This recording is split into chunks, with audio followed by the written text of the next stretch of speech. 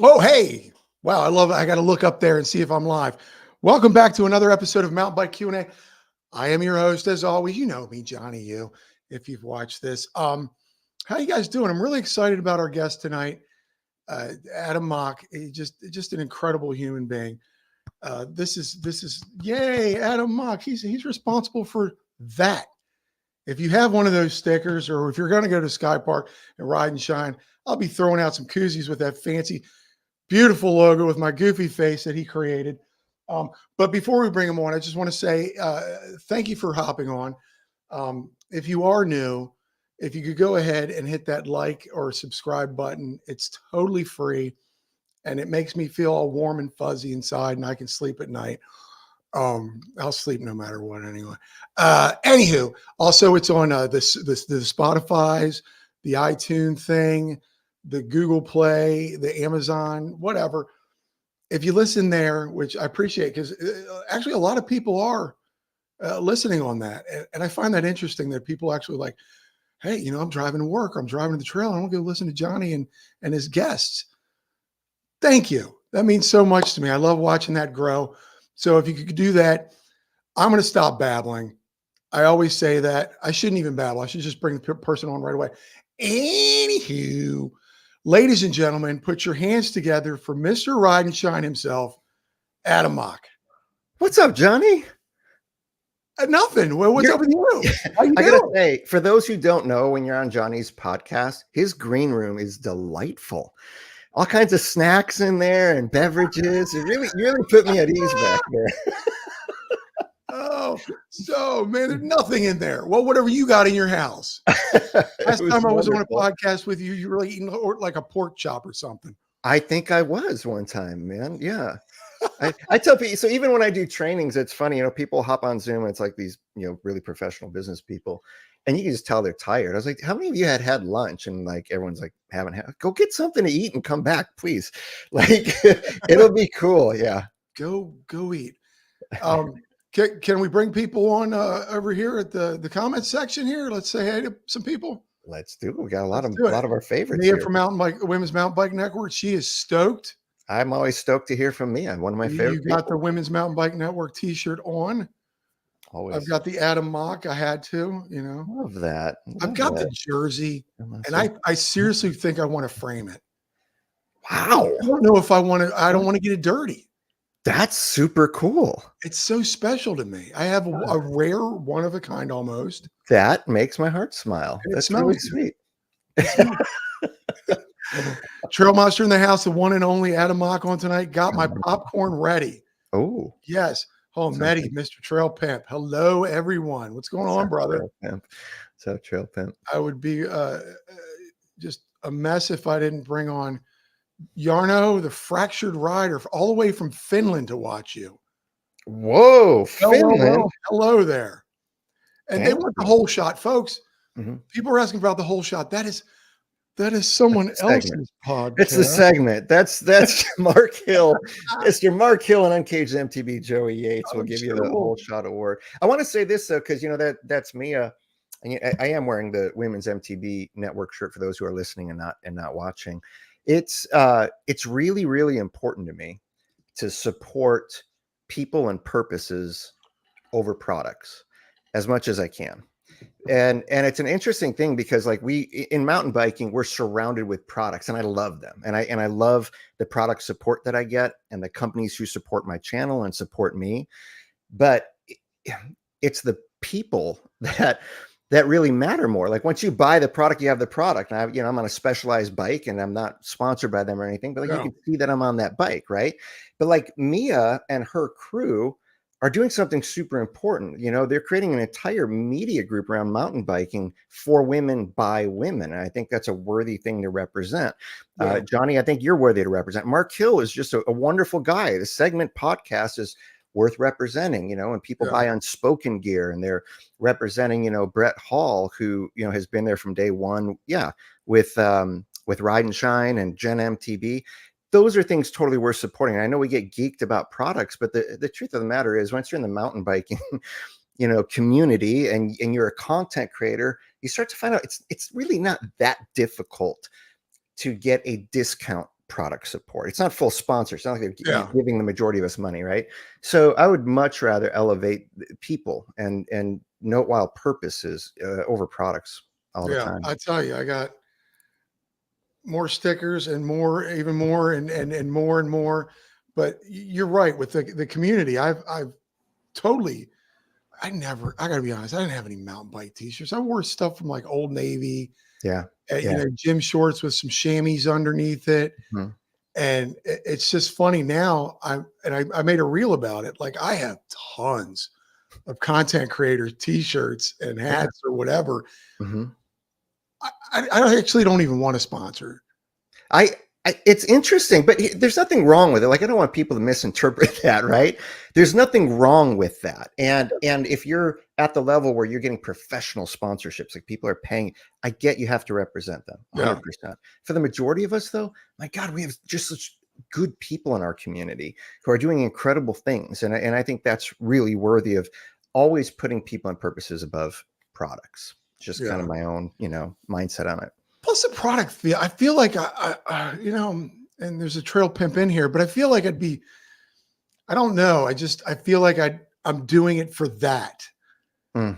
You know, I'm doing it for that product, and I'm constantly creating for that product. When this here, this is just for me. Yeah, You know? I love If you that. want I to send me love a it. bike, anybody, that'd be great. Look at that, Yarno. Johnny's bringing the whole world together. Thank you so much. You are. I hope you're feeling better after your surgery, brother. So talk to, before we get into what's big about, you know, the next few weeks, what's happening in the next few weeks. Where has Adam Mock been? That's a really good question, Johnny. Well, that's a really good setup. It's like you do this for a living. Yeah. Let me get a sip of water before I YouTube, you know, you kind of stepped away for a minute.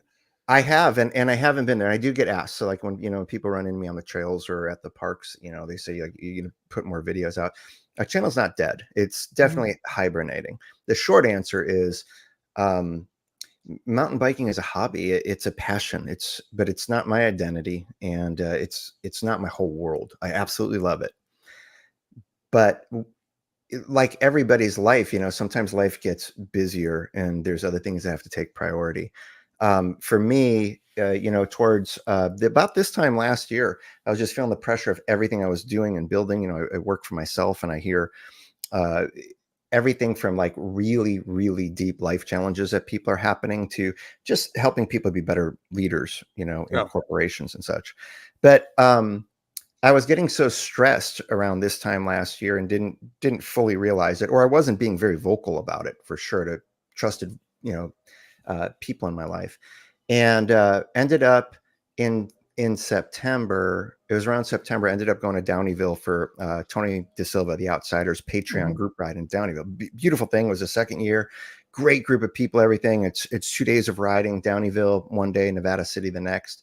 So we ride Downeyville, the first day. And I wake up the next morning and Tony hits me up. It's like, hey man, let's go get a cup of coffee. You up? And I was like, yeah.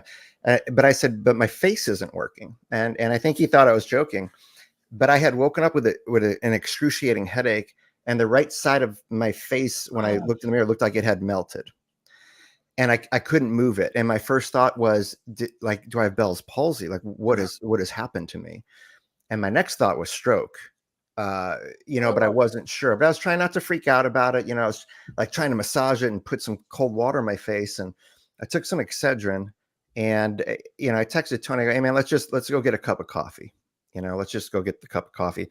And Tony was across the hall from me. So like we kind of came out at the same time, and he looked at my face. You could see kind of his eyes open up, kind of big, but he played it cool. He's like, oh yeah, man, like your face just kind of down, it's like it melted. Yeah. And so we went down to like a shop to get some coffee, and one of the riders who was out there with us, saw me, and their first reaction was like, Adam, did you have a stroke? Oh my God. And even when we left the coffee shop, Colorado Kid was there with us, and he was like on a balcony. And so Tony and I were just kind of shouting up to Joe, and Joe shouted down. He kind of even did a double take in my face. And I was like, hey man, my face melted last night, We had a firefighter with us, Andy, and she's wonderful. I think she's been a firefighter for like 18 years, so first responder. Wow. And at night, she goes, Adam, you might have had a TIA, which is a transient ischemic attack. I hope I'm saying that, transient ischemic attack, essentially a mini stroke. She goes, you kind of have all the signs of a mini stroke.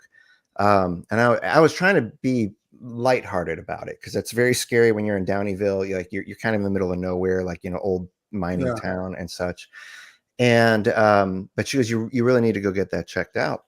And so for the last year, I've actually been on this journey of I have a neurologist now, getting ultrasounds of the carotid arteries, doing CT scans with and without contrast, heart monitors, all kinds of things. And end result was flattering in that they said physically, I'll be 52 in September. They said physically, Adam, you're like 38, 39 years old. Good for you. Yeah. And I was like, hallelujah. But they said, they were like, but man, your stress has got to be off the charts because for all the tests we put you through, you had a mini stroke. And when you have a TIA or a mini stroke, you are at risk for a full-on stroke. It's kind of like the calm before the storm, or like the rain before the rainstorm comes in. Yeah. And they said, if you don't get this under control, you could end up having a full-blown stroke or like a life-altering event, or you might even have a heart attack. And I was like, got it. Okay. And so, when you're really busy and you're focusing on your health, one of the things that's going to take a backseat is the things that isn't making you money, that you don't necessarily have to do. I'm not obligated to put videos out and do the channel. I love the support I've gotten and, the people who follow me, but I've been really just focusing on my health and putting out content that still really means a lot to me in the realm of personal and professional development. And I don't have to spend all that time editing a video because, unless you create content, people don't realize how much work goes into editing a video. It doesn't matter if it's on IG or on YouTube. Like, a 10 to 15 minute video could take hours and hours. So the people like, Just the Maker and Colorado Kid and Outsider and, everybody else who's editing this content that they put out for us without getting paid for it,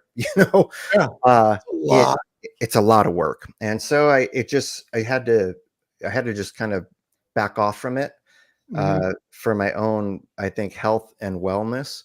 And I definitely will do it again. Like I said, it's not dead. It's just not my priority right now. It's not your priority. And then I like how you say that this is a hobby for you. It's a hobby for me. Yeah. I am not a mountain biker. I'm a guy, love mountain biking. I'm a guy who loves mountain biking. I realized after going to Bentonville, I'm not a very good any kind of downhill biker. Very XC here. But so, totally off of me. Back onto you, sir. This is about you. When you woke up, this is such a news question. This is something I would ask if I was doing my job right now. Yeah. What went through your mind? Like, were you just like, I laughed at first. My head was in a lot of pain because of this migraine. I laughed at first. And then I went through the thoughts of, Adam, I think you might have a Bell's palsy, but it quickly went to, I think you had a stroke. And after we had coffee, I think the Excedrin was kicking. I told Tony, I'm going to hop in the shower and I just want to run my face under some warm water and massage it. And he's like, yeah, man, like do whatever you got to do, And that's what I did. And it started coming to life again. And that was one of the signs of a TIA is, Bell's palsy lasts longer, but a mini stroke can only last, minutes to hours or something. So I must have had it in my sleep, shortly before waking up. So that is crazy. Seriously, like I knew somebody who had Bell's palsy and it was there for a while. Yes. Yeah. Like the whole face was like, and it's just weird and it kind of slowly goes away. Now, what have you had to do or change to get to a certain spot where you don't have to worry about this anymore? I think it's always going to be in the back of my head. It's interesting as we get older, like no one tells you when you're younger, hey, one day you might have a stroke or a heart attack, no matter how healthy you are, that stress can be that detrimental to you. I had to start doing what I teach a lot of people. I just started having to get honest about my life and talk about things that are stressing me out. And and have good cries over things. Yeah, it's so interesting. Like we live in this culture. I was talking with Tony about this today. The outsider. I told you we had lunch today, but like we like vilify really challenging emotions. Like for men in particular, it's still seen as a sign of weakness to cry, in a general sense. Yeah. And we demonize a healthy emotion like fear. And so we're reluctant to talk about our fears, our anxieties, our worries, and we're reluctant to cry in front of people because nobody wants to cry in front of someone and then be viewed as weak. And I Yeah. think that's what goes through people's heads. It's like, I can't handle life right now. I'm really stressed. And you have a good cry. There's even a quote about it saying, surely there must be some among us where we can weep and still be counted as warriors. And I think that's what everybody wants What is is that, people. Shakespeare? No. I'll probably quote it at Ride and Shine. It's this woman who Love it. said it. It's a beautiful quote because I think that's the heart of all of us. We want to be able to cry and not be viewed as less than. We want to be able to be honest and go, I'm very anxious and I don't know why, or I'm worried, or I don't feel good about myself, or even how I look or how I'm aging, like all the things without being viewed as less than on things. And so I just started getting, told my wife Sarah, I was like, hey, at the beginning of the year, I was like, I'm in a dark place. I feel really dark, and I don't think I've been really honest about that. And I need to talk about that. And I need to do the things I need to do to get in a better place again. So That's interesting. You bring that up, and like you said, everybody knows I'm in therapy. This is kind of like my therapy. Yeah, I love that. Yeah, but my therapist said, at the end of 23, what would you like to work on in 24? And I said, my emotions. Nice. I want to get in touch with my emotions. I want to be able to, because I don't cry. Okay. I don't have a lot of emotions except for happy. I don't even know how to react when someone cries near me. Wow. Yeah. Because it throws me off. I'm like, well, what do I do? I can't be goofy right now. Yeah. And it's kind of like a deflecting thing that I do with comedy or just being goofy. Yeah. And it was fun. I don't care. You know what? I don't care. We got to talking about something. I paused and I did the tearing up thing. She thought it was so amazing that I finally showed some kind of emotion. I said, you earned your keep, sister. You got me to cry. And but at the end of the session, she was like, well, you didn't really cry. You teared up. And I said, it's a marathon, not a sprint, sister. Yeah. Well, good. Hey, that's a step, man. It's a step. Crying is emotions are interesting. One of the things I get to do, I'm a leadership coaching specialist. I do life coaching, personal and professional development. One of the things I do is I assess people's emotional intelligence, because that could be an indicator of their effectiveness in the world and when challenges happen.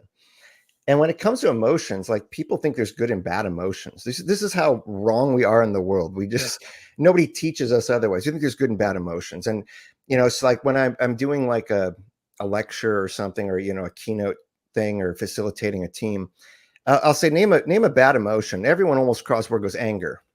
Anger is just bad emotion. It's like, all right, name a good emotion. It's like happiness. And it's like, is it wrong to be angry if you see your friend being victimized or bullied or abused?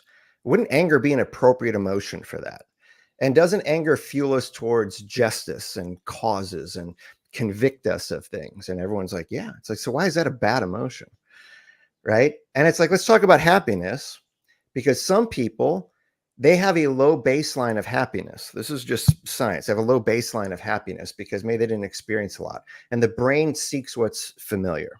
Yeah. And so if they have a low baseline of happiness and their life greatly improves, with their social network improves, their finances improve, their standing at work, they find a sense of purpose, their happiness skyrockets.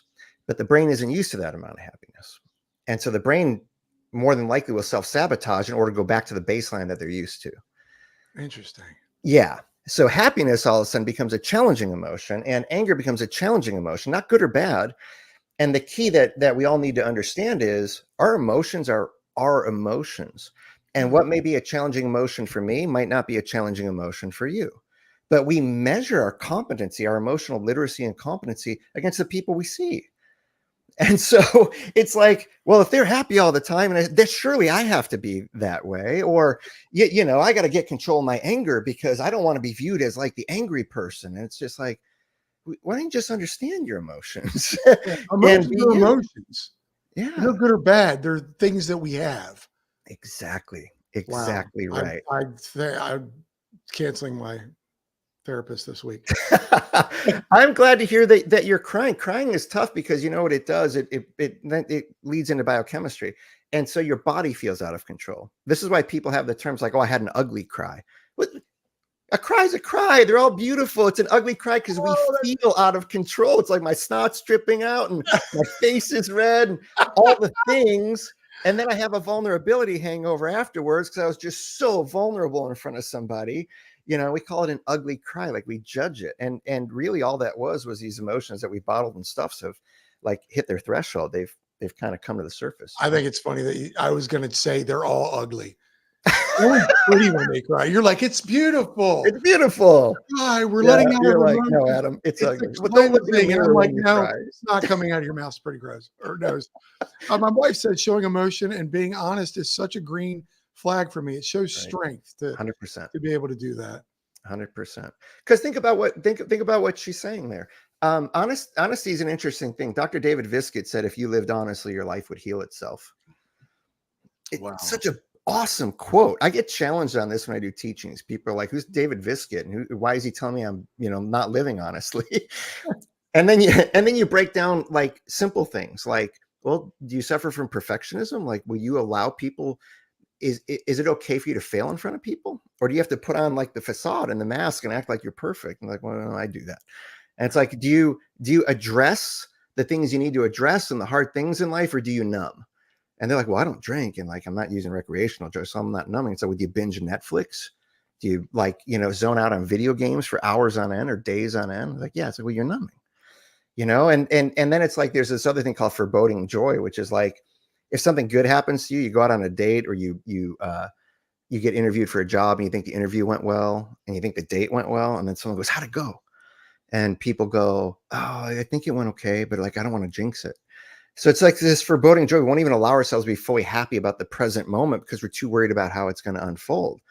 And then as people go, yeah, I do those things. It's like, well, then you don't live honestly. So if you lived honestly, your life would heal itself, right? Oh, so yeah, live honestly. I'll send you a check tomorrow. No, because it's one of those things. Like I do that. I'll do something, or I know what's going to happen in the future. So I already prepare myself for what I know is going to happen, and it happens. But I've also learned through therapy is that don't react to what somebody else is going to act or how they're going to act. Okay. That's on them. 100%. Well, how they react is on them. You don't need to take on that burden. That's beautiful advice. The thing, well, Mark, when it comes to like thinking bad things are going to happen, Mark Twain said the greatest tragedies of my life never happened. It was all imagined, but we do condition ourselves because, and now that I say this, everyone who's listening is going to catch themselves doing this. We literally will future cast something. We'll be like, the way this is going to play out, and we'll say something like this, if it doesn't go my way, I'm going to be so pissed. It hasn't even happened, but we've already decided what we will feel when it happens. We've already made that decision. And we do this all the time. Like, oh man, I'm going to be really sad if that doesn't go my way. I'm going to be so angry if this thing doesn't pan out. It's like, well, why are you choosing that now? Why would you do that to yourself? You could equally say, there's a chance it might not pan out. And you know what? It's appropriate for me to feel disappointed if that happens, but I can also move on. Wow. What a beautiful thing. Live in the present. Yes. Live in the present. Yeah. Well, Monster. Oh, sorry. Mr. Monster, he's surrounded mostly by hardcore alpha types in my occupation. Unfortunately, we are deemed depressed. Our employer starts to steps to not allow us to work anymore. I get that. But like, yeah, if you get depressed, I mean, Well, there's a Yeah, difference everybody has in the day and age of social media. You know what we do? Like we self-diagnose. poorly. We could feel depressed. That's a certainty truth. We can feel depressed, but to be clinically diagnosed as depressed, I believe you have to show like 6 months of criteria to be like clinically depressed. Yeah. But so the second someone's depressed, it's like this big great evil. It's like, oh, I'm suffering from depression. It's like you're depressed. Life circumstances dictate you to be depressed right now. That's all. Pimp and MTB Tanker hanging out, I guess. That's awesome. Tank's a good Oh, dude. Tank's a good dude. I see him. I catch him up at Skypark occasionally. everyone's great here. You're throwing out a lot. Yeah, I Yeah, you love get it. my brain percolating, man. You get This my is brain. what but this is what you love. This I is your do. thing. I love it. This really is like, it's not just your occupation. Mhm. This is your passion. Yeah, man, it's my purpose. Like I have absolutely found my purpose in this. There is nothing for me. There is absolutely nothing like the feeling of helping someone see the best parts of themselves. There's just nothing like that in the whole world. Because we all wear all these masks and we have all these layers and stuff, and we walk around and most of us are walking around pretty inauthentically because we're so scared of judgment and ridicule and in the cancel culture, you know. But when it could cause you to feel like to forget yourself. This is what Rescue Your Dreams is all about. Like my whole brand, Rescue Your Dreams. These things end up getting buried and we forget. And to be able to help somebody dig the best parts themselves out and say that was always there, it just got buried, man, like to see the look of relief on their face and the amount of messages I've got where, you know, people said I've never felt so seen. And, you know, until I had a conversation with you, or you make me feel heard. And it's like, what a world are we in where we've lost this beautiful form of communication where we can actively listen and not be waiting to respond, you know, but just listen and make somebody feel seen. And I got to be honest, and we're probably all a little guilty of doing that. Yeah. Yeah. Look at that, man. You're bringing more people in. You got Run Bike Mike, Senderoni, Let's Robert go. Beyond X is in the house. I love that. This is great, man. You're bringing them all in. Mhm. But we do that. Mm-hmm. And especially in a world where we need 10, 15 seconds. Yeah. So if you can't talk to me in 10 to 15 seconds, it's really bad now that I'm saying it out loud. No, Johnny, you're right. I call it the concise culture. It's just a term I came up with. Everything is give it to me short, fast.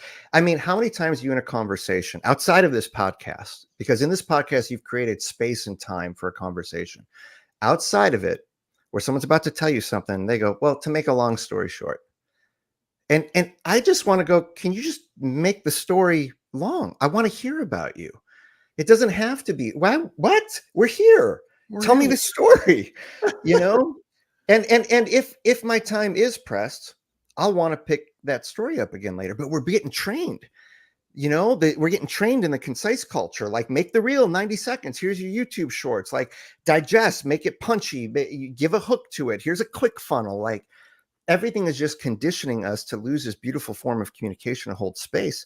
The Zulu tribe has a wonderful term. It's called sawubona. It's this greeting they do with each other, sawubona. And it's really wonderful because what it literally translates to is, if I were to greet you with sawubona, what I'm literally saying is, I see you, Johnny. I see you.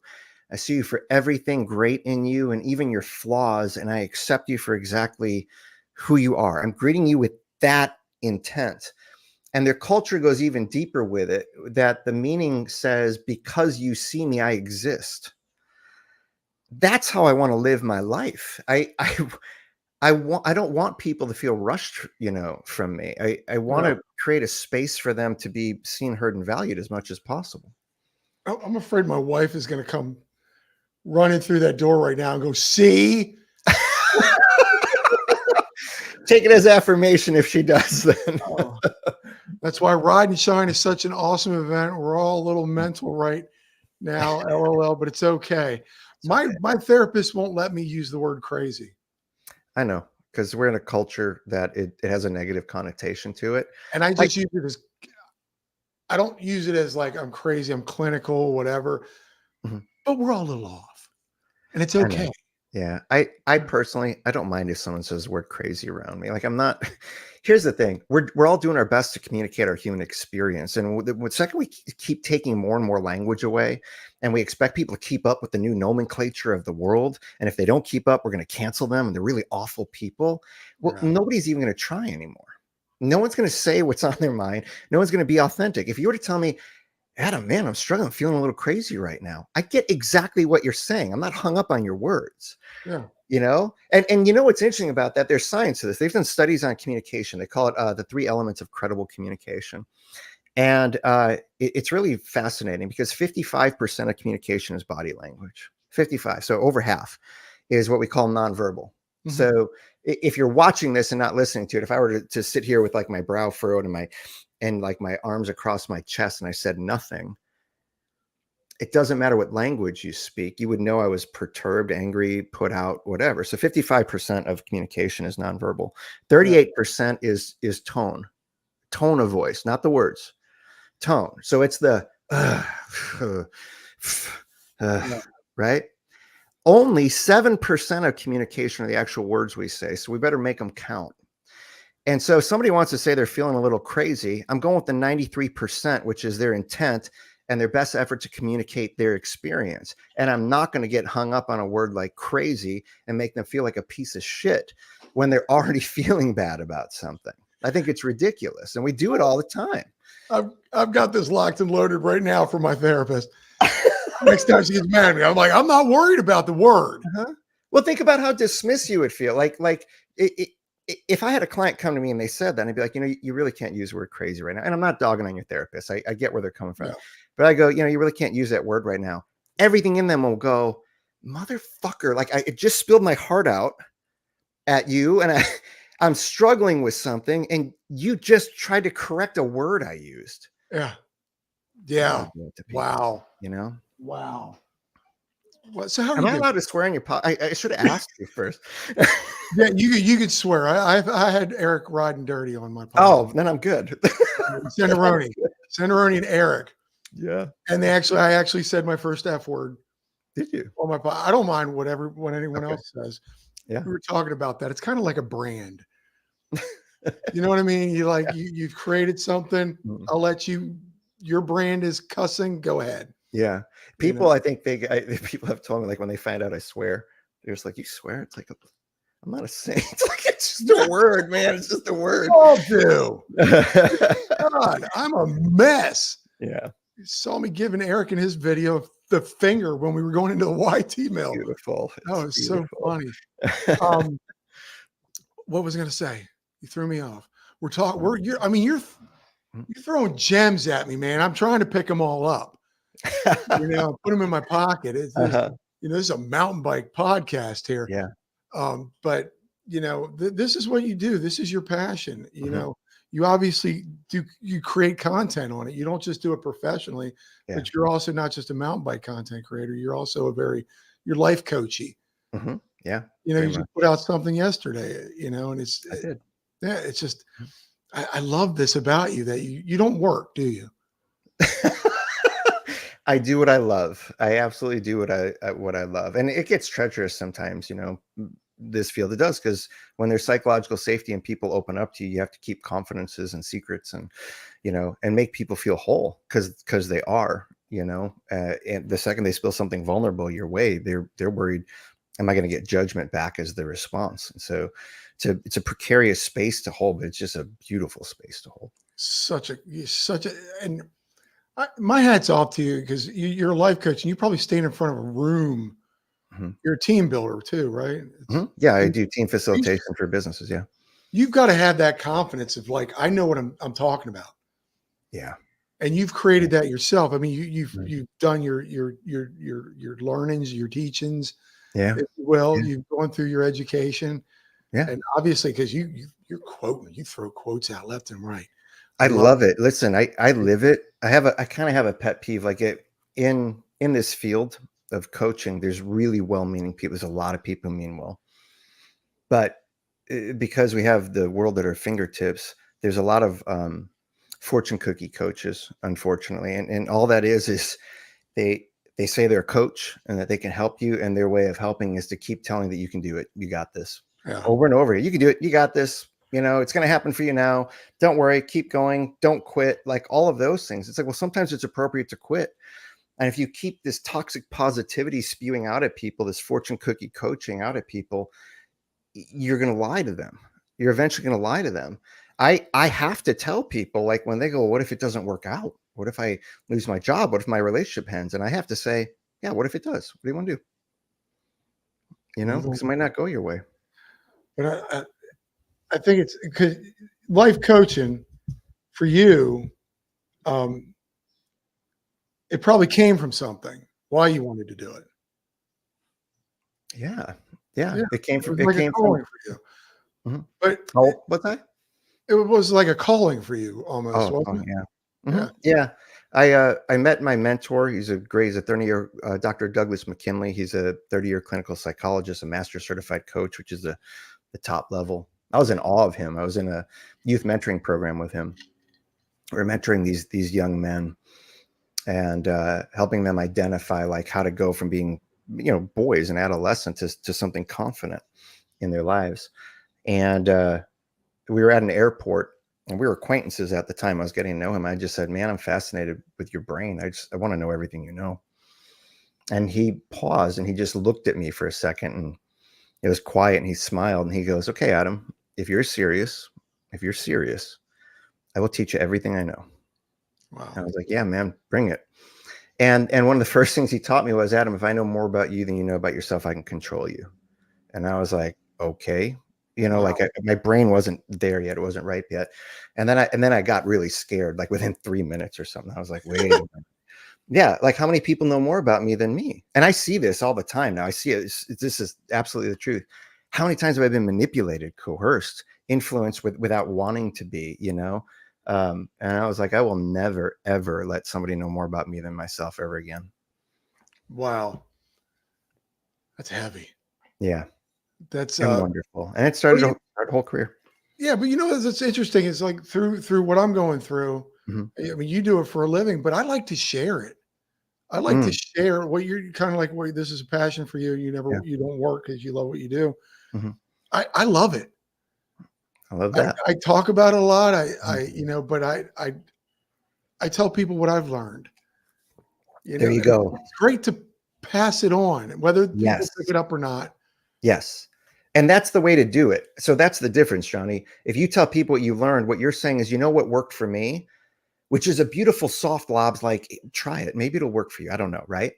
But what you're not doing is telling them over and over that everything will be okay, because sometimes things aren't okay. And sometimes there's not a happy ending. We live in a society where it's like the pursuit of happiness, right? As if we're supposed to be happy all the time. That's so ridiculous. Like the goal is not always to feel good. That's the problem with like our emotional literacy. The goal isn't always to feel good. The goal is to feel and decide what you want to do with it. And that makes your happiness even better when you are happy, and you can be more intentional about seeking it. But it also makes you stop vilifying the other challenging emotions when life throws you curveballs and you're genuinely struggling about things. And then, we don't want to talk about those things. But what you do is beautiful. Share your experience and say, this worked for me. And sometimes, everyone needs a cheerleader. Everyone does. So it's appropriate. I'm not saying don't encourage people, but don't lie to people. Beautiful.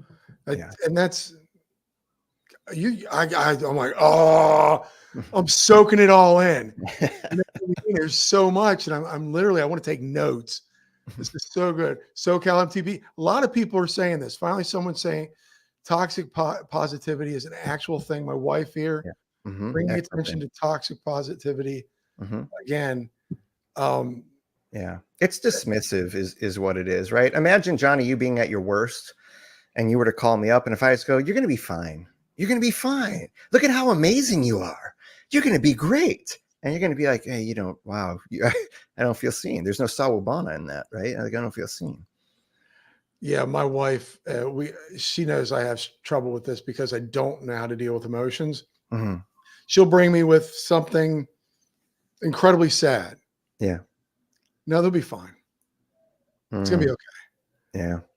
because I don't know how to handle all that. It's very weird. It's very It's weird. weird. Well, I mean, since you're in therapy, they may talk about empathy really is the best course of action if you ever want to know what it's like. Empathy is imagining like what it's like in the other person's shoes to be them, not how you would feel.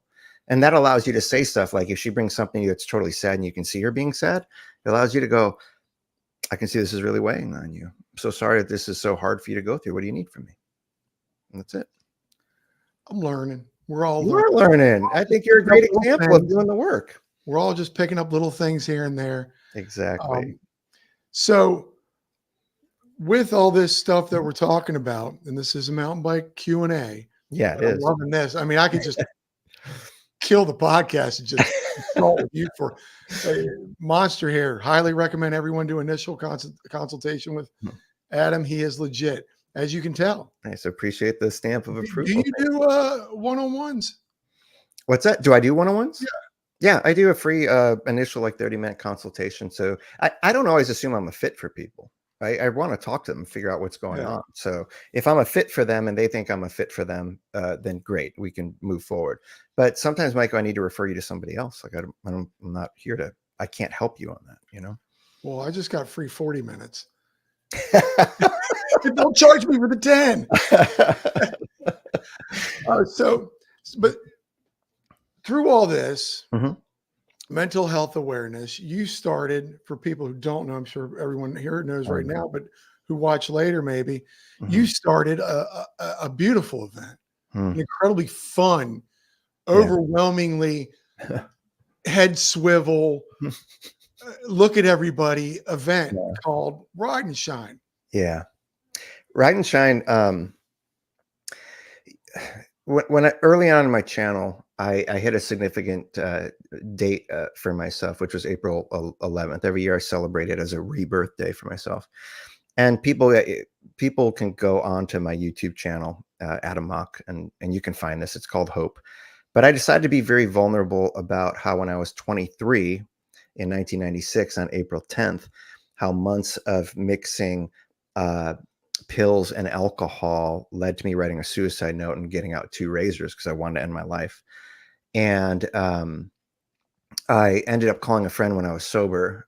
It must have just been so incredibly terrifying for her. But I called my friend Deanna when I was sober that night to read her my suicide note and have a last talk with her. I get choked up now. It's been, almost 30 years. And she just begged and pleaded with me, And she just finally said one thing that got through. She just said, Adam, can you give me one more day? Can you give me one more day? And I was just so full of hubris and arrogance. And I was just like, I'll give you another day, but I mean, fine. What's going to change in a day? Like, I'll kill myself tomorrow. And I went to bed on April 10th. And I normally would be strung out. I mean, when I say mixing pills, I was mixing Ritalin, Prozac, and NyQuil with wine every night. I got diagnosed with ADD when I was 23. So I had, and depression. So I had access to these things. And, but I went to bed and I woke up really early, like maybe 6:30, 7 o'clock in the morning. And I would normally wake up maybe like 1 or 2 in the afternoon, just strung out, And it was like I had never heard sound before. I remember feeling so fully alive the morning of April 11th that it was the sense that I could understand the wind blowing through every leaf on a tree and every blade of grass. I opened my eyes and it's like Wizard of Oz, like Technicolor, like I had never seen colors before. I was just mesmerized by life when I woke up. And I was so overcome. I took a deep breath. When I exhaled, I actually said out loud to myself in my apartment, I found God. It's like, I found God. Like, what else? What else is this? Everything was so real around you. So real. And I realized that I made a commitment to myself that I would talk openly about that because I knew I wasn't the only one who has gone to some of the darkest places. And there's people who have gone there and not come back, unfortunately. And so fast forward to adulthood. And I would share this story on stage at like churches and things, as I'm getting older. Fast forward to adulthood, I have this channel and April 11th comes up. So I share the story. And then I realize I have this channel and I have this community. And because of what I was doing, people would come to me and they would tell me about their hardships. And their struggles.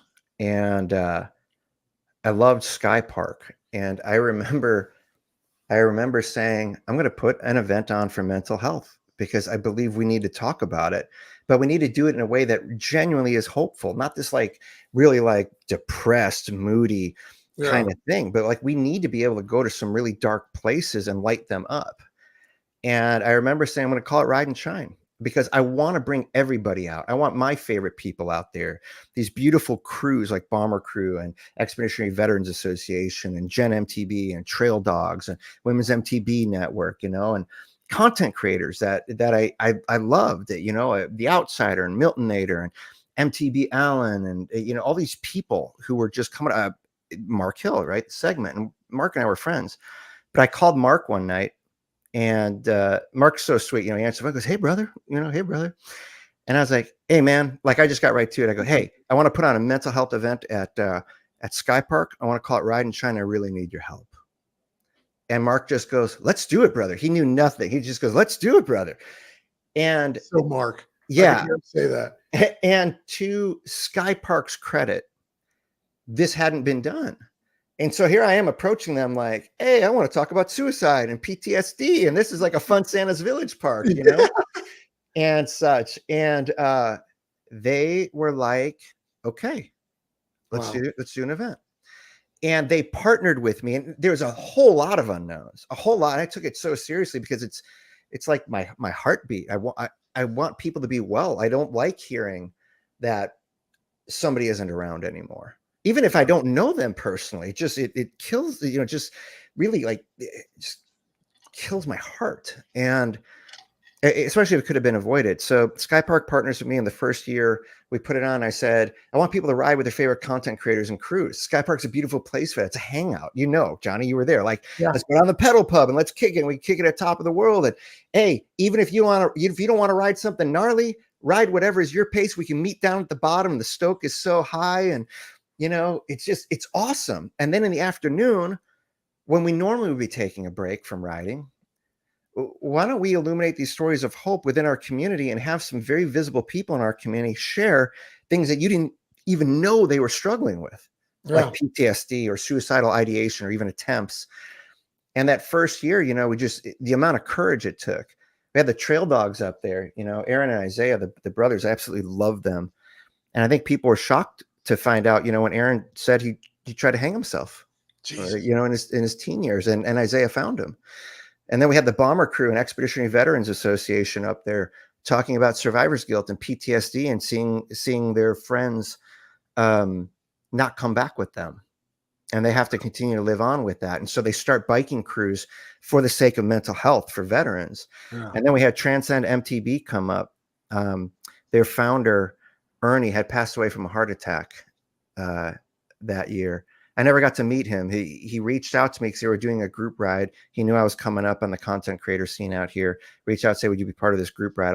I'll get back to you on Thursday. I hadn't heard from him. The next thing I know, it's a rest in peace post on Instagram. Because he had a heart attack. And then we had Kelly O Bikes up there with Meg Murray at the end, just talking about the effects of anxiety and confidence and substance abuse and bipolar disorder. Like, people were so vulnerable. And I wanted people to know that these people you're riding right next to, they're going through shit. Not all of them. Like, I'm not like thinking everybody's having a bad day out there, but there's a big amount of us who are on our bikes because it's the best thing that's going to happen to us that day. Yeah. And trail therapy. That's what I say. Right. It's trail therapy. Exactly. It's trail therapy. Right. And that's the best thing that's going to happen to them that day. So I was like, we got to do this. We got to do Ride and Shine. And so we did it. And there was music and there was resources to help people. And there was a raffle. And then I started hearing the stories, you know, because people started DMing me afterward saying, I needed that. I finally, like, I'm getting choked up right now for those who aren't seeing this, but you can hear it. You can probably hear it in my voice, but they're saying, like, I finally took a step of action for myself. Yeah. Like, taking that first move. Yeah. And you facilitated that for them. Well, we all did. And what well, was you all did, but like this was something that your baby and you were. Yeah. That's it was it was important to me, but like from day one, I said, this is about us. There's group rides. There's always a group ride going on. I love that about the mountain biking community. Always a group ride going on, right? But this, literally anybody, even this year, if you want to hit me up and go, can you throw me the Ride and Shine logo? Yeah, I'll send it to you. Tell everyone you're going to be at Ride and Shine. They like hype it up. This is about us as a community saying, can we stand together as a community? It's not even really a group ride. It's like a party with a purpose is more what it is. And I think that resonated with people because then they can go kick it and ride again. Like it's like there's this sense of relief. And we did it again last year. And Johnny, I love that you came out. I absolutely love but you caught on to what we were doing out here, right? Yeah. You came out to support it, and you saw the love of a mountain biking community, and you saw the hearts and courage it took for people to be on stage, last year. And Mia DePaula from the Women's MTB Network, she was one of our speakers last year. And behind the scenes, she was helping me put it together. So many people in year 2 came out and said, like, how can I help? And I love that. And now Skypark knew what to expect too, so we can make it better. And then Skypark last year took the stage because one of their own, Brenton Crow, took his life. And I didn't know Brenton. And I didn't know when Skypark said yes to me the year before that had happened. I was really getting new to the park and the people there. Yeah. I wasn't, aware. And the tremendous amount of courage had, Brenton's parents up there and his loved ones and his friends. And then therapy dogs were there last year, which I thought was super cool, And here we are, year 3. And I'm really excited for our speakers in year 3 because if you're local to the SoCal scene or even just you're aware of us, there's a beautiful couple called the MTB Ferals. And it's I follow them on the Instas. Yeah. Awesome. Yeah. And I just talked with them the other day, and they're going to take the stage. And they really represent like the heartbeat of the community. Like there's so many of you who make us content create, who make us valuable content creators or make us feel seen. And Cindy and Ed are those kind of people, and we have so many of them, and they're going to take the stage, and Mark's going to interview them. And I don't want to give away too much, but then we're also really excited because Jess the Maker is going to take the stage, and Mia from the Women's MTB Network is going to interview her. And we're all used to Jess being so fucking funny, and so witty. Her and Joe, like it's like a great pairing and such. But Jess going to take the stage and also share her experiences. And I think the importance of that this year is it's not that Ride and Shine is always about somebody being suicidal or losing a life. I want to talk about the normal things that we struggle with on a day-to-day basis, like anxiety and grief, and depression and things like that make us feel really fucked in the head and like we don't get on in the world. We don't understand our place. We don't understand how the world works. And I think it's important to see these people who are the heartbeat and who are so funny and bring so much value to our lives, to see that they go through the same things that we all go through. They're just as vulnerable. They're not superhuman. They're just funny. Right. Exactly. And that's the funny thing. That's the interesting part about, like, I think it's great to have someone like her there, is that we put people up on pedestals sometimes. Yeah. A lot of times. I mean, look at all the celebrities out there that I don't care about. Yeah. And you've interviewed them. Yeah, but really, we put them on pedestals. We interview them for 5 minutes at a time to find out how they, if you're old, whatever. But to have someone like Jess who brings us so much joy and happiness, to maybe find out to do all that, can be somewhat stressful. Yeah. Totally. And it's hard because I had to do it for 20 some odd years being a movie critic. And I get that there are some days where I don't want to be on. Yes. And you got to put on that mask. So who else you got? And then I'll get to my other questions. You got. Oh no, that's the setup. Oh, but 2 quick things. Therapy dogs are coming back, and for the first time this year, Skypark had an incredible idea. Kara, who's helping, she works at Skypark. She's helping with the event. Like, shout out to the whole Skypark crew. Kara, Courtney, oh my God, my mind's going blank right now. Brad, Rebecca, like everybody. They're an incredible community partner. But Kara came up with the idea, at Top of the World is going to be a community mural, like a paint by numbers community mural. And it's really gorgeous. And so when you get to Top of the World, and it doesn't cost anything. You get to pick like your paint color, and it's going to be a paint by numbers thing. And at the end, we will have all contributed brushstrokes to this mural to commemorate Ride and Shine this year. Yeah, it's going to be awesome. It's got to be big. It's going to be a good size. It's going to be a good. I would say if you want to participate in the mural, get there when it opens and get to top. I'm staying like a mile away. You'll be the first brushstroke, Johnny. It'll be you. I'm staying at. I gotta get a bike. I gotta Mark, Joey. Yeah, well, you got enough stroke in Southern California to get a bike. I don't think me a bike last year. Where are they? Robert wants to know where is Skypark for us hinterlanders? He's out in Colorado. Skypark is in Lake Arrowhead, the Big Bear area. Skypark is in Lake Arrowhead, California. One of the things people like to do, there's 3 big bike parks. There's Snow Summit, and there's Snow Valley, and there's Skypark. They're all within like 30 minutes of one another, but they're all up there in the mountains. But if you look up Skypark, Lake Arrowhead, you'll find it. And what a great place to hold this event. Like that is seriously like a wonderland for mountain bikers. And excuse me. And if you're not a mountain biker, you can throw an axe. You can climb a rock wall. Yeah. You can zip line. Yeah. Bows and arrows. Yeah. We went roller skating. Yes. They have a roller rink there. And this is totally off the subject. It is not off the subject. It's about Skypark. I was a skater. I don't know if you skated back in the 80s. I did. I had an executioner, a Nash executioner board that I. No, I'm talking about roller skating. Oh, roller skating. You were that kind of skater. You were like a quad skater. Early 80s. I had those beautiful black skates. I can't have white ones. The yellow wheels, and I could slide out and skate backwards and do the cross. Look at you. Okay. Fast forward to Skypark at Mark's little birthday thing. We went over there, my wife and I, and we hung out with a few people. I couldn't even stand on those things. So Johnny, pack your black and yellow skates and bring them.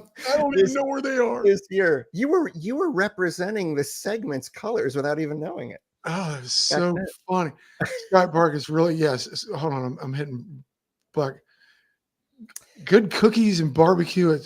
They got a great sandwich. I know that much. They do. Well, Trail Pimp's right. That's beyond good cookies. They're literally award-winning cookies at Skypark. Awesome. Wow. Yeah. Blake Blackstone, buddy of mine from work. Disco Fever. Yeah. They were even playing some good songs.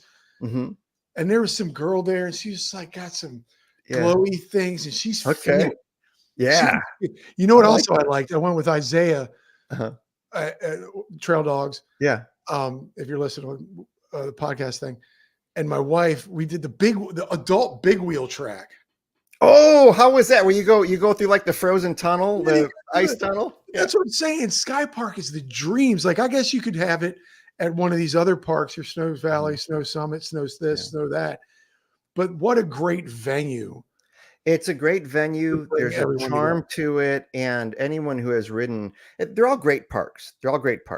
Everyone has their favorite. Mine happens to be Skypark. I just love that there's no lift, but there is an e-bike lane. If you have an e-bikes are welcome there, that you can get up to top, or you can climb up line. But top of the world, like there's just something for everyone there, no matter what your skill level is. Like if you've never gone to Skypark and you're riding, just come out. People are going to be so supportive of you. And even if you just ride sleigh ride all day, which is their like warm-up trail, you'll just have a smile on your face the whole time. And then you can kick it with people at the pedal pub. You can go get some cookies. You can go visit Santa. Like it's just I love that place, man. Magic. I publicly commented or whatever. And then I texted you probably, but meant the world to me that you actually made an entire video. I did. Of riding with me. Yes. I made the Ride and Shine recap, and I remember seeing the footage of your ride. And I told my wife, I was like, I'm making a separate video of Johnny, and because you represent, you so much to me.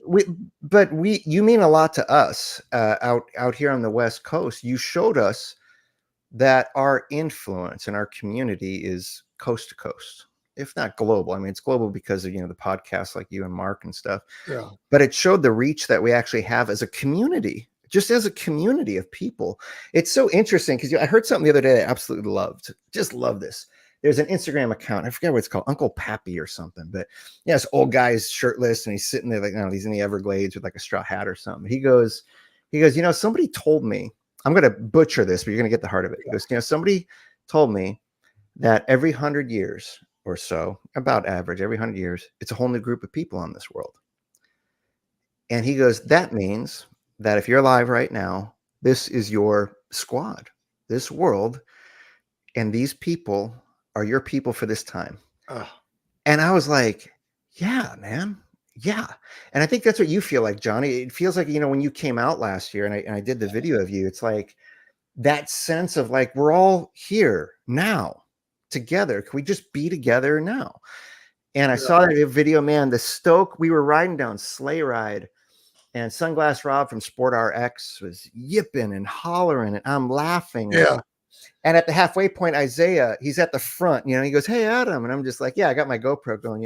He just rips his shirt open, just showing me his man chest. And it's just glorious. And then we just kept riding. But like that one top to bottom was filled with so much heart and happiness and camaraderie and community. It was palpable. And I was like, that is just the icing on the cake of Ride and Shine. It's exactly what it's about, is that we get honest and we get real and then we just kick it with dope people. And that's what comes out. And Johnny, you brought that out. People were so stoked to ride with you, man. We were so excited to meet you in person. And watch a flatlander like me going downhill. And I felt the pressure. I'm like, I better speed up. These guys are going. No, you ride your pace. I'm sitting there recording it too. Yeah. And I'm sitting there talking about like, Adam Mock, shut up and just keep talking. I hear you talking and I'm talking. All I had to do was say, GoPro, turn off. And your whole video would have been a mess.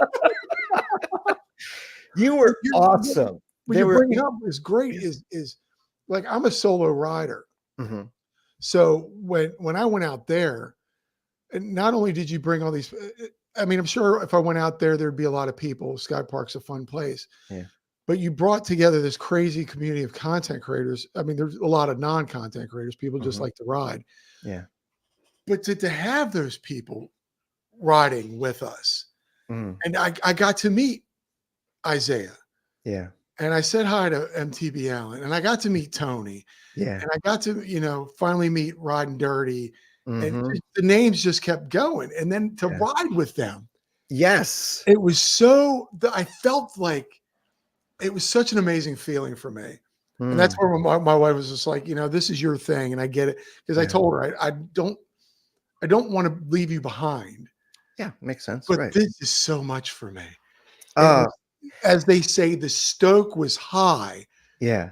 It was high in the parking lot. I remember we got there and even in the parking lot when I first met you, we were all starting to gather around because it was just like everyone was giddy with excitement for the day, Yeah. And that lap with you, man. And this is how probably people felt the whole day because all you had to do was look around you and the people you watch, the people that you want to ride with are everywhere.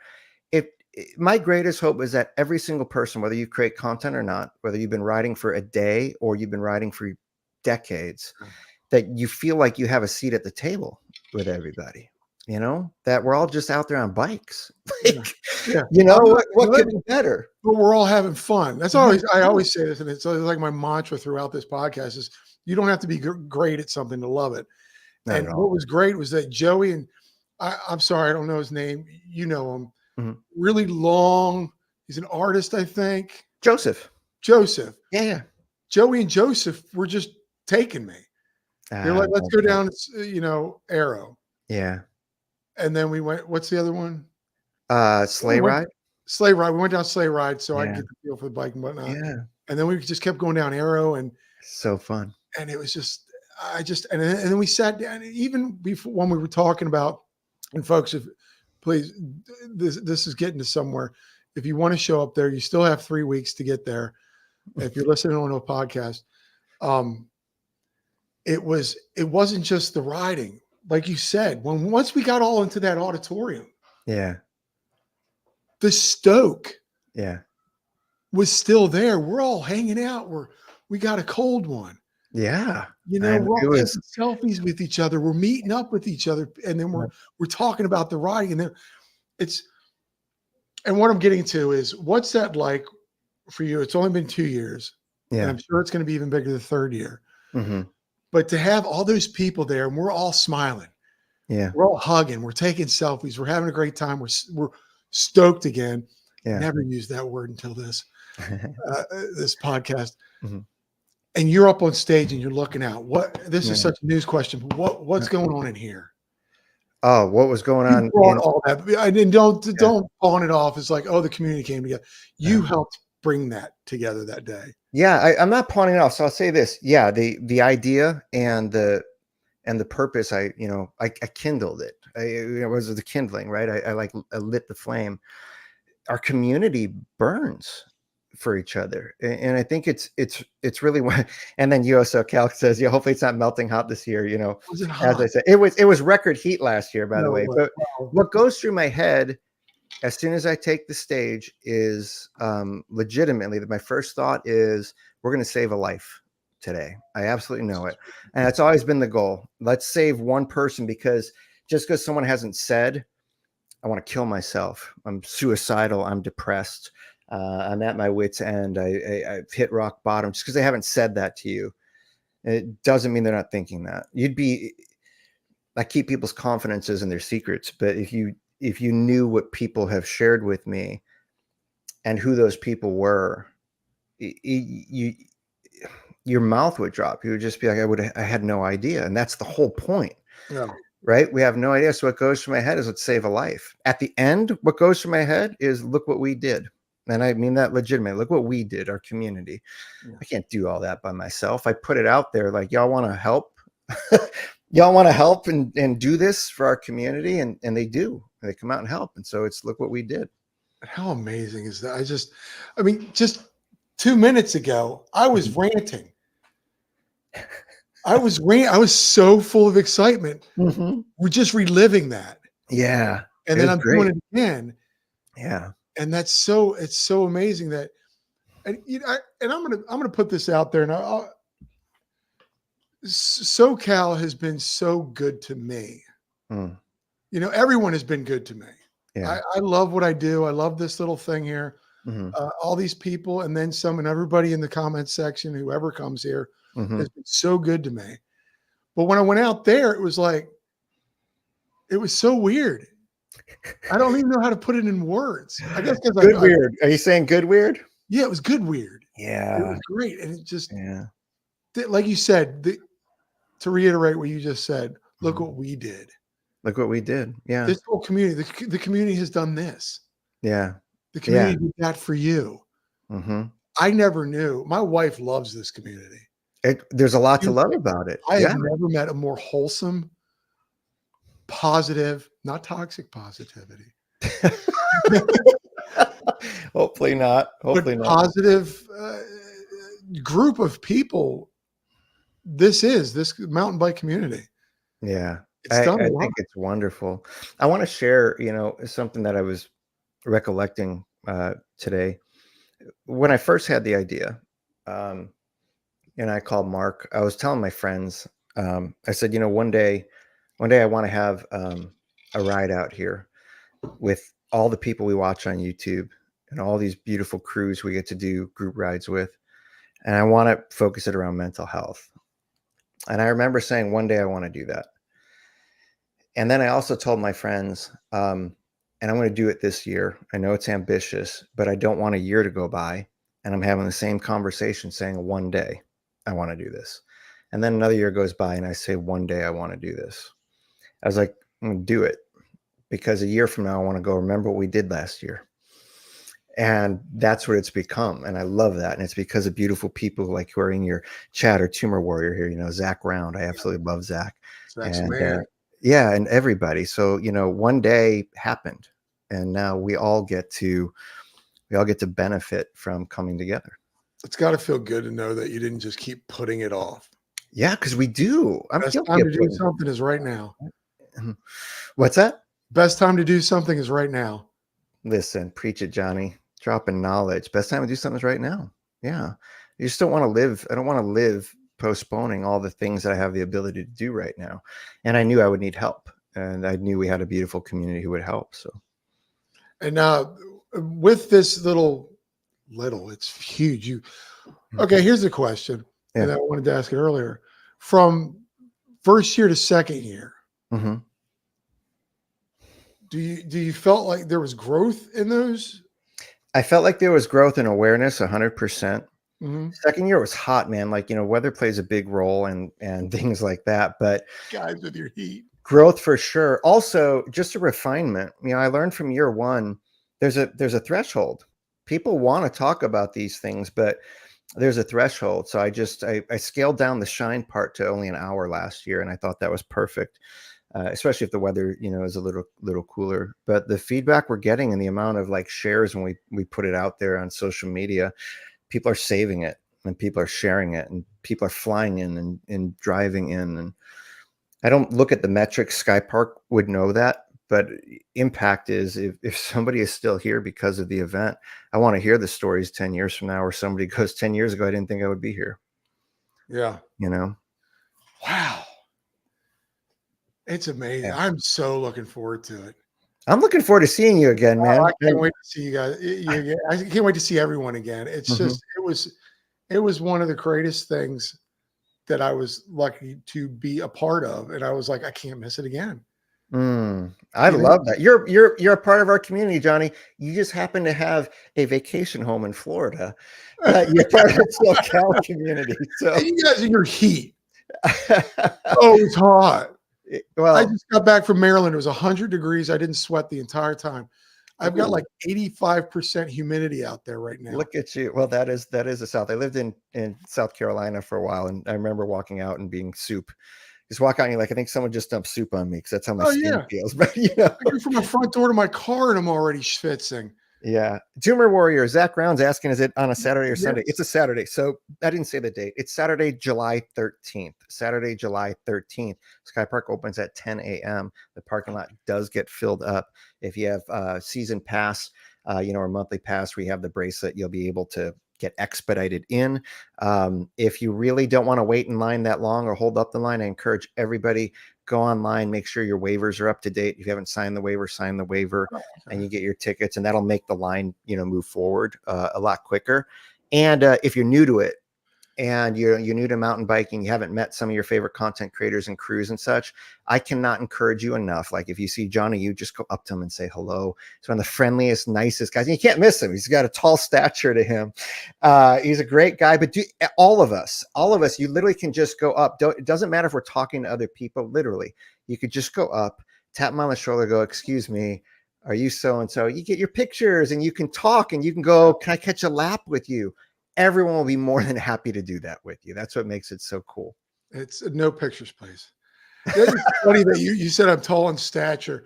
Sure. I'm a big guy. Never shy away from letting people know. But it's funny when you finally meet the people that you've been doing all this 2D stuff with. Yes, yeah. And what's that like? What was that like for you? So who kind of made your head go tilt with how they are in real life? Ooh, that's a good one. That Eric was making fun of me, riding dirty, if y'all know him. He just kept, he's like, dude, if y'all don't know, Johnny's a big guy. And I met Robert, and I told you I met Robert at Bentonville. Yeah. And he actually said, dude, it's really great to meet you. It's nice to see another big mountain biker out there. They're not Robert's a good stature. We're not all 170 pounds. I'm a big guy, but it was just great to meet everybody. And you're right. You can go up to anybody, and just, that's what I like about, there's not a lot of egos here. No, with a bike between egotistical for sure. Yeah. It's funny. I had someone go up to me once and they go, I thought you were shorter in real life. I'm 6'1" and 205 pounds. So they're like, I thought you were shorter, I was like, I don't know, man, GoPro effect, right? Now, this guy, I've said this before. This is a big dude. Oh, Danny Milton. Yeah, Danny's got a good stature to him too. Danny's got a great story. Danny's a good guy to go up to. Alan, say hello. Alan was about the size I thought he'd be. MTB Alan. But it is funny when you finally meet somebody, you're like, oh, Mark was bigger than I thought he was. Yeah. Mark's a good dude. It's just fun seeing everybody. There is a point where like you just look around and you're just like, wait, is this live or Memorex? Like they're all here. They're all like right here in front of us, you know? It was great to finally break bread with a lot of people Yeah. and hang out and roller skate and eat and do whatever. It just fantastic time. I'm very proud of you for doing this. It means a lot to me. I mean, literally to get that many people, like it was overwhelming, folks. If you're on listening to one of these podcasts, you're not here on YouTube, and you haven't been, and you're thinking about going, there are hundreds. And that's what's another great thing about Skypark. You got hundreds of people, and you don't feel rushed. Yeah, I know, because you don't, right? Because there's no queue. So many There's no queue for a lift. You just go when you want to go, right? So, yeah, you don't feel rushed. Not at all. That's what I thought was interesting about what you guys call the top of the world is like we don't have a top of anything. It's flat here. It's XC. But you guys, there's that party. The top of the world is like this party place. Yeah, it's a party place, man. Like, it is, because if you're not kicking it down at the pedal pub or at the session jump, where they're gonna have a jump competition again this year. Everyone's kicking it at top of the world. And Johnny, because I know you're an XC guy, there are some really fun XC type trails. There's Dark Forest, and I don't know if you had a chance to go on that, but we got to get you on the XC trails. I want to do all of them except for I don't lift the wheels off the ground. Jump. So you stay away from jump line and Comet is, if you like. Comet is real downhill, natural, rocky, very dusty with a drop in skinnies at the end. That one's a little spicy, but different strokes for different folks. So I mean, you can just go through the skinnies, drops. How big is the drop? It ain't no drop the hammer, is it? It's no hammer drop, but it's an intimidating negotiation because you actually are doing some rolls where it's really dusty, and then a 90-degree right-hand turn where you're threading the needle with a tree on your left, and then a quick 90-degree left-hand turn on a skinny. Okay, we'll stay away from that. Into the drops. I'll do the rest. Yeah. One of those things too, when I was out there, is that like you ride, and you get down to the bottom where all the tents are and everybody's out, and you're like, you put the bike down and you start. Yeah. And that's where we broke bread. We were in the bar, and I was like, how fun was that? Like we're all sitting around that table and everyone was feeling the afterglow, of Shine. Like we're all feeling the afterglow. It's just a good time, man. Folks, if you haven't been, you've got to go. This is one of the most amazing events. I mean, I know there's Sedona. I mean, you're up there with it. You got these Sedona Mountain Bike Fest. You got the Bentonville. You got the one up in North California, NorCal. What's that one called? Sea Otter. Oh yeah, Sea Otter. You got all these, and you created Ride and Shine. We created Ride and Shine, so learn to take that. I gotta give. Hey, I'll water my flowers. But I can't stress enough. This is community through and through.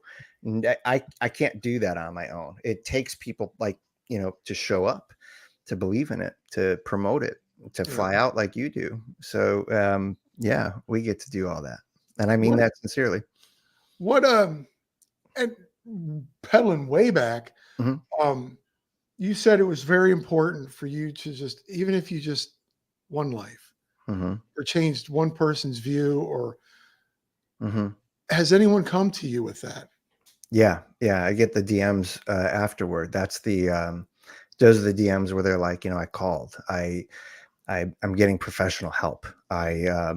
I'm talking about the things that I haven't talked about before, and it's beautiful because you're like, it's clumsy at first, it's clunky when you get real, and then after that, it's like to check in with them and have them go, they're just so much better, and that's just the people who hit me up. There's people who might not feel comfortable to hit me up with that I know the event has most likely affected. So it's wonderful. So you can, that's what you wanted. And that's what you got out of Ride and Shine. Exactly what I wanted. Yeah. We ride, and then we shine the light on mental health awareness. Right on. Amazing. You're a good pitch man, Johnny. You're a good pitch man. Oh, you shut your mouth when you're talking to me. Next is Laguna Beach Bike Festival. That's true. So in October, I wish I could be there on this I because wish I could too. I was I actually, wanted to. Yeah, Laguna Bike Fest is coming up. I believe October 25th through the 27th. I believe is what it is. Right towards the end of October. There. I don't want to get those dates wrong, but you can look that up. Blair Liggett. That's his baby, yeah. and he's been working on it for 3 years. And he's got a lot of really exciting things. It's that first bike fest that Laguna's really ever had, and all kinds of bikes, not just mountain biking. So like Oh, wow. BMX, gravel, mountain biking, classic bikes, all kinds of stuff there. And I was planning on being there, and I actually have to. I'm going to be doing a leadership summit in Colorado the exact same weekend, so I can't be there. He actually reached out and asked if I wanted to come out and maybe do some podcasting out there. I really appreciate that, Blair. Just scheduling. I mean, I don't work for myself, so I only have so many, vacation, and there's family time and yada yada. Let's say next year. There you go. Tickets are on sale now, though. I believe you can buy your tickets, and you can also sign up for their newsletter, and all that information you can get at their website. Which I'll just skip Ride and Shine next year and just go extended stay. Oh, what Ride and Shine? You get the message out. We have the stoke. We have fun, but what can people do to help you and Ride and Shine and what you're doing out there? What Great question. I get asked this a lot, and this is the easiest thing. Show up and tell people you're going. Treat it like you have as much ownership of it as any of us do in the community. I would say the absolute best thing you can do is, you don't know who follows you. There are people who follow you and who lurk and don't interact with you all the time on your socials. And especially if you're a content creator, or even if you're not, you'd be surprised at the people who, if you were to put out, hey, I'm going to this event and I get to ride my mountain bike and we get to get honest about our mental health, that might just be the permission that people in your sphere of influence have to get the help that they need. And that's absolutely the best thing you can do, is just promote as I'm going to Ride and Shine. Join me. Is there a way, Cass? It's okay, buddy. I love Cass. He's awesome. Such a great supporter. I just love it. Wonderful human being. And here you go. Like, this is kind of what I'm looking for. Is there a way? Is there a donation of some sort? Yeah, I'll tell you this. Website. Is there some? Yarno wanted to know about what can he do. He's all the way over in Finland. Thank you for that. Best thing you can do, call Skypark and say that you'd like to either make a financial donation to Making Spirits Bright, which is Skypark's nonprofit. A percentage of the proceeds of Ride and Shine go to Making Spirits Bright, to go towards mountain biking lessons for kids, which is something that Brenton Crow wanted, and that was his family and his friends and loved ones up on stage last year. He's not with us anymore. That's the best thing you can do, and if you can't do that financially, and maybe you work for a business that has products, goods, services in the mountain biking community, make a raffle donation and send it over to Skypark and say, I want to donate something for the raffle. You can buy, there are people in our community, who get season passes, that people can win. Any of those things help. And I think some people wonder, like, how much do I make on this, or like the speakers, stuff like that. I don't get paid anything. This is literally just a purpose thing. This is all extra time, energy, and heart. And I don't want any. I'm not looking for something, financial from that. The best reward from that, obviously, is people getting the help they deserve. But if you want to help, call Skypark, make a financial donation, buy season passes, or support it through goods or services at their raffle. What is there going to be a raffle this year? Yep. Right after the Shine part, there's a raffle down by the pedal pub. They always have really dope stuff. Like, you can win like great things. You can win like helmets and gear. Great gear. Yeah. Yeah. It's awesome. I should reach out to one of my shops here and see if they want to and donate, and I can bring it and donate it for a raffle. It's wonderful, man. Like, it's all good. We're all one big community. And the beauty of the raffle, honestly, is the people who don't have support from brands or deep discounts from brands because they're not content creators, they have a wonderful opportunity to win some dope stuff, and trick out their kit. And what vendors. Do you know who's going to be there as the vendors? I Not, don't know because I not don't have the vendor generation, list, but I will tell you, yeah, years past, like, you know, not this. Unspoken Brett Hall has been there from day one. Generation MTB, Sport RX was there last year. I don't want to forget anybody. I'm sure Women's MTB Network will have a booth up. Yeah. It's odds. I'm trying to remember. I mean, at these things, you always have the possibility of having like Tesco or Versus Tires, and you Really? know, anybody could be there. I don't have the vendor list, but if Okay. you're a vendor and you want to go, contact Skypark. Spoke X, yeah, thank you, Trail Pimp. Spoke X, Oh, wow. yeah. It's hard to remember, but we got a lot of great people who support the event, and Well, I you don't love have that list. The Sky Park just kind of, the Sky Park just let those guys just set up and hang out. And Well, I I think that mean, was they go great. through, yeah, it's like any other event. So I forget what the fee is, but for a 10 by 10 booth, but it's absolutely worth it because those Yeah. funds go towards making spirits bright. Oh, I think it's just great. Yeah, Like it's when you fun, walk right? through Like you could just, it's like window shopping then with all the vendors. I love that. I got shorts from my boy.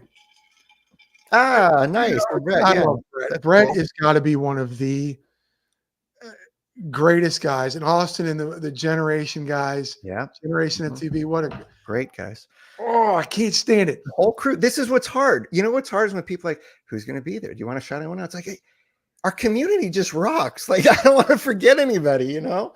We have a dope community, man. Like, everyone's just down. Everyone's down for community. It's wonderful. Okay, so I don't want to take up any more of your time. I know you probably got a pork chop or something to eat.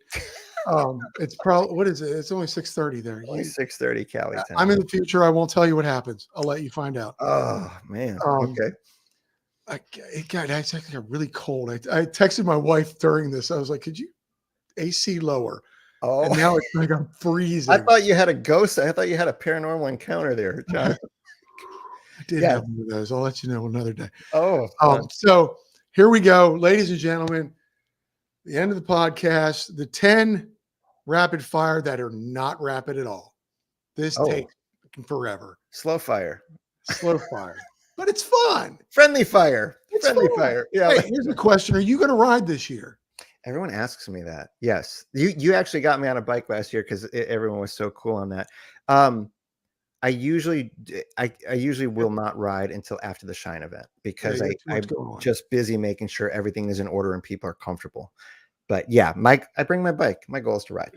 I like that. Everyone asks you. I think I'm coming up with something original, and you're like, "Oh, everybody." They do. Thanks for the original content. Yeah, I thought we could ride with our content creators and crews. Like, sorry, except for you, except for me. Here we go. 10 questions, not rapid fire. Favorite quote? Because you're good at them. Oh man, favorite quote. I'm going to go with Dr. David Viscott. What I said earlier: if you lived honestly, your life would heal itself. Okay. Thank you for coming on, ladies and gentlemen. Something routine that you do every day to keep yourself happy. Something routine that I do every day to keep myself happy. I have a routine that when I wake up, I will not allow my feet to hit the ground without focusing on 3 things I'm grateful for. And the 3 things cannot be the same thing every day, or it would, because it'd be easy to say I'm grateful for my wife and my 2 kids. Those are 3 things. And then after a while, it would just feel meaningless, even though they're not meaningless. So give myself 3 things to be grateful for every day before I wake up, and then my feet are allowed to hit the ground. I've been meaning to do that. I have a friend that does that. Yeah. The hard part is it can't be the same thing every day. It really gets tricky because then like there's some days like I'm grateful I'm about to have a cup of coffee. You know? Yeah. Like that's the truth. Well, yeah. That's got to be. You know what, honey? Remind me. Favorite date place? You're taking your wife out, or you're going out with Tony and his. And you guys do your little. Yeah, we've done double dates with him and and Heather. What's your favorite place? I really like. So I'm not going to overthink this. My wife and I not too long ago did just a very impromptu afternoon date. We literally were just like, let's just go with us. And then there's a restaurant called Eureka, which has really good whiskey and bourbon, and I'm a whiskey guy. And they have great burgers and stuff. And it's like 10 minutes away from us. So I'm going to go with Eureka right now. Eureka. Yeah. It would be interesting to be like something really grandiose and special. But the truth of the matter is those moments are so special because last time we did that was just an afternoon. It wasn't even like a night. It was an afternoon with great company and incredible conversation and wonderful food. And I really love that. Sweet. Oh, I wanted to do a shot with you. Darn it. Oh, I don't have anything on me. I don't have anything on me but water. I got I'll do one Sky. after. I'll send you a picture after this, John. If you could go back and do something over again, what would it be? I'm not asking for regrets, but if you just go back and do, like, even if just study harder. Go back and do something. Okay, it is regret based. Honestly, I bullied people when I was younger because I was really insecure, and not to say that I was the biggest or strongest, but I was quick witted, and I understood where I was in the pecking order. And I wish I can go back and just be kind to those people. Wow. Honestly, just be kind to them. You. I know people feel surprised by that, but you can't give what you don't have, and so I didn't have the confidence and the emotional intelligence and the compassion. It was misdirected for a lot of reasons we can get into on a different podcast. Yeah. We all have our upbringings, but I just wish I was kinder to some people. Not that I was a jerk to everybody, but the people I was mean to, I was really mean to. And I actually have apologized to them in adulthood, even though I'm not friends with them. I don't have close contact with them. I actually found them on social media, and I just said, you were a much bigger man than I was. And I just want you to know that. So. That's funny when people like can't believe something about you. Like, I was an incredibly shy kid. Yeah, that's like, no. There's a dichotomy to that. It feels contrary. Yeah. Shots at Skypark. Yes. Danny knows what those are like. Danny and I have done some shots. Well, I'll bring a bottle. Best life advice you've ever gotten or given, whatever it means the most to you. Yeah, the best life advice is, again, wow, we've gone full circle. If I know more about you than you know about yourself, I can control you. So your number one priority in life is to learn about as much about yourself as possible. People spend more time learning how to get good at their job than learning more about themselves. Yes. And so that's the problem. Because we're at such a young age, we're asked, well, what do you want to be when you grow up? I know. As if it's a singular no one asks you how you want to feel when you grow up. Right. Or who do you, what do you want to be instead of, who do you want to become? There's a really great thing. Here's some really great advice. We live in a world where most people's doing informs their being, meaning what they do informs who they are. And to break that down in more simple terms, if I were to ask you, who are you? Most people start with their position at work. So your doing should not inform your being. You have to reverse that. Your being should always inform your doing. Know as much about yourself as possible so that informs what you do in life. I always believe that. I believe it's a paycheck. You'll never see you look on any of my socials. You won't see me with a camera on my shoulder because it's not who I am. I love that, Johnny. But you know what happens though? When that happens and people lose their job and I go, who are you? They go, I don't know. They have an identity crisis. Yarno, you're 45, still don't know what you want to do. When you grow up, you want to be Adam Mock. That's what you want to do. You want to be you. Pimp he's gone. He's off to a ride. This guy. Thanks, Pip. Kaz, I asked my kids what type of person they want to be. That's beautiful. Great. That is I'll beautiful. always remember and this is why this takes longer. It's not rapid fire. Mm-hmm. My mom asked me that one time and she goes, what do you want to be when you grow up? And I said, happy. That's great. I'm in therapy. I just want to be happy and just want to be, my wife says. Didn't John Lennon have a quote saying something like when he was a kid in school, they asked him an assignment. The assignment was to say what you want to be when you grow up. And he said, happy. And they told him something. They said, I don't think you understood the assignment. He said, I don't think you understand life. I love your quotes, man. You've got this like Rolodex in your head. They just learning. There's a lot of people, a lot of wisdom out there to learn from. Favorite childhood memory? Favorite childhood memory. I'll go way back. It kind of ties into mountain biking, being on my big wheel, skidding out in circles with my friend Chucky, who lived across the street, and he had blonde hair and I had black hair. I have black hair still. I have black hair. And we were just pretending to be the Dukes of Hazzard, just riding around. Oh, I can't wait. I had the green machine and we the green with those hands. Yeah. Like that. Yes. This family. I cannot wait to ride with you guys. Oh, come up with some content. I would love to collab with you kids. This is a fun. fun, So cool. fun family, folks. SoCal MTB Adventures. If you don't watch their stuff, get over there now. You're missing out. Awesome. Okay. Pizza or tacos? I'm having pizza tonight, so I'm gonna go pizza. All right. Meat lovers pizza. Here's another deeper one. Yeah. Not pizza and tacos. How do you want to be remembered?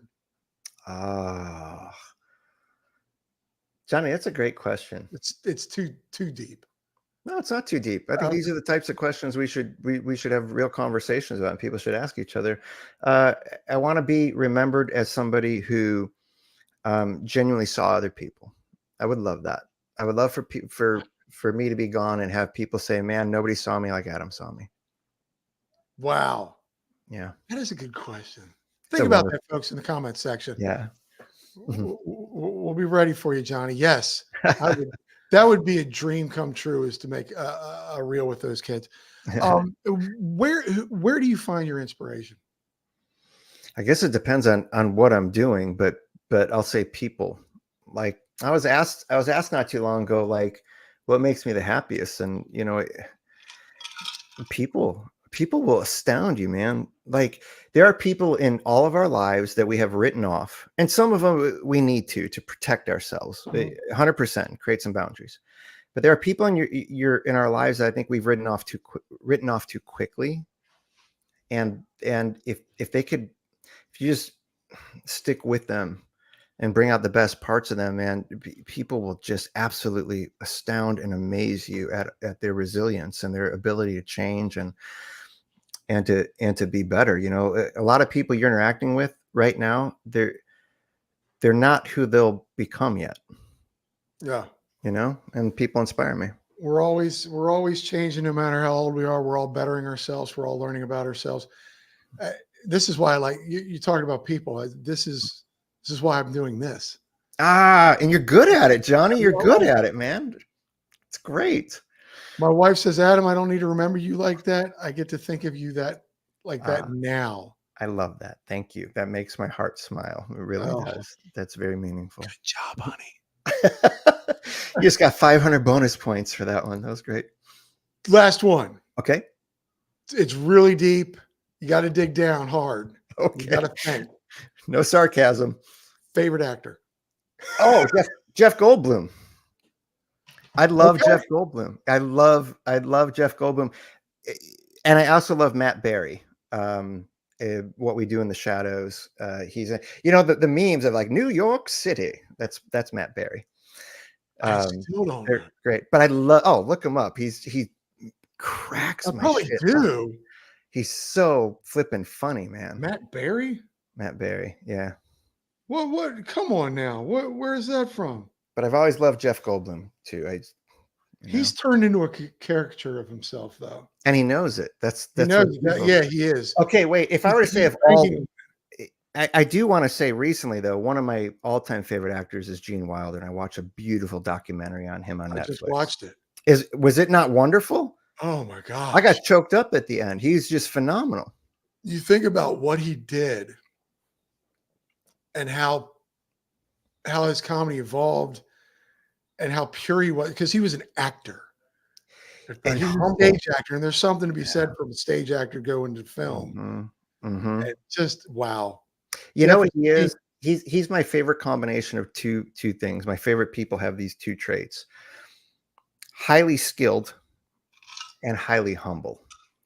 I think it's just, and that's Gene Wilder. Yeah. And not false humility. You just didn't need to brag, about who he was, and he held it in the appropriate space. It was just a wonderful person. Ladies and gentlemen, JT made it. JT, thank you. The Dusty Dutchman. Jeff is a genius. He made it. He just Blake's just saw that, folks. Adam, I can't thank you enough. I can't thank you, for man, coming on and sharing your baby with me and what we can expect, and just dropping gems everywhere. Well, Johnny, I hope you get to pick them up. Let me say thank you to you, like sincerely from the bottom of my heart. Everything you're doing, we see you, man. We see you, and we could not be happy that you're part of our community. Thank you for everything you're doing for us. and I did it publicly, and I can't, and I'll do it now face to face ish. Thank you. You're welcome. You're Thank so you welcome. for this and the background you guys see up here and here. That is a la Adam Mock. It is 4:40 a.m. Yarno. Wow. Well, Yeah, he's now's that time where he has to take, if he's got to go take a pee, you might as well stay up. Look, I mean, seriously, folks, this guy was amazing, and he dropped that on me one day. And Johnny, seriously, that's how much that's what I mean by like people and like when I care. I try not to overthink things. Like if I get a sense of like I'm just thinking of someone, I will hit them a text going, "Hey, just thinking about you. What's up?" You entered my head, and I was like, "Oh, I think I want to make a logo for Johnny. He doesn't have to use it if he doesn't want to. I'm going to make you a logo." And what was funny is that it was good. I was so happy that I would be like, "Thanks, but you kind of didn't hit the mark." Would have been funny. Like, I appreciate you spending hours on this. I'm going to use the crappy one that I still have. I wouldn't have been offended. You're at full choice. Tell me you're coming to Skypark. This guy is in Wisconsin. Yeah. Oh, Midwestern. And I think he wants to come to Skypark. That would be awesome. Skypark. Let's call it what it is. It's riding shot. Come out to My buddy from home, Dave Urelli. Can I tell you what I love about this? And I'll let you go. Yeah, I always say goodbye, and then it's like 10 minutes later. So I went to high school and college with this kid. Okay. Called him Giggles. Got a great laugh. Probably haven't seen him since. Maybe a couple years after college. This got us back together. I hung out with him this last Sunday. You having a podcast? Yeah, him and his son watch the podcast. He's a mountain bike coach for children.